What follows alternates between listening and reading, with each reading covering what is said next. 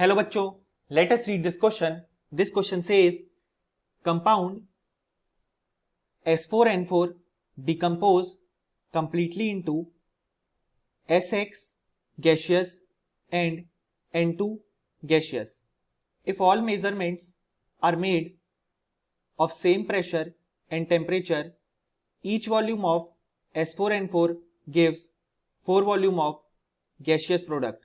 The value of X is. सो इस question को solve करने के लिए हमें जो की कॉन्सेप्ट रिक्वायर्ड होगा वो होगा आइडियल गैस इक्वेशन और मोल कंसेप्ट. सो अगर हम देखें हमारे क्वेश्चन में दिया गया है कि एक कंपाउंड है S4N4 जो डिकम्पोज हो जाता है नाइट्रोजन गैस में और सल्फर के प्रोडक्ट में, लेकिन जिसमें जो अमाउंट X है वो हमें फाइंड आउट करनी है. और हमें ये दिया गया है कि अगर हम 1 वॉल्यूम ऑफ S4N4 लेते हैं तो हमें रिजल्ट में 4 वॉल्यूम ऑफ गैसियस प्रोडक्ट यानी नाइट्रोजन और जो SX है उसका मिक्सचर जो है उसकी अमाउंट 4 वॉल्यूम मिलेगी. अब अगर हम देखें इस रिएक्शन को फिर से लिखकर तो हम देख सकते हैं कि जब हम नाइट्रोजन को बैलेंस करेंगे तो हमें यहां पे 2 मोल्स लिखने पड़ेंगे. अब हम देख सकते हैं कि यहां पे जो प्रोडक्ट है वो गैसियस है और हमारे क्वेश्चन में प्रेशर और टेम्परेचर सेम दिया गया है. तो क्योंकि यहाँ पे कंडीशन मेंशन नहीं है तो हम जो गैसियस प्रोडक्ट हैं उनको हम आइडियल गैस की तरह ट्रीट कर सकते हैं. और हम जानते हैं आइडियल गैस के लिए PV is equal to NRT equation apply हम कर सकते हैं. सो अगर हम देखें तो यहाँ पे pressure temperature already same given है और हम जानते हैं जो R होता है वो यूनिवर्सल गैस कांस्टेंट होता है. यानी कि हम लिख सकते हैं कि जो वॉल्यूम है गैस का या बेसिकली जो प्रोडक्ट्स फॉर्म होंगे वो डायरेक्टली प्रोपोर्शनल होंगे नंबर ऑफ मोल्स के. यानी हम कैलकुलेशन में वॉल्यूम और नंबर ऑफ मोल्स को रिलेट कर सकते हैं.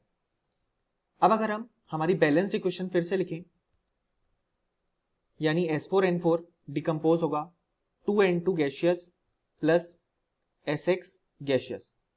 यानी कि हम लिख सकते हैं कि 1 वॉल्यूम S4N4 प्रोड्यूस करता है 2 वॉल्यूम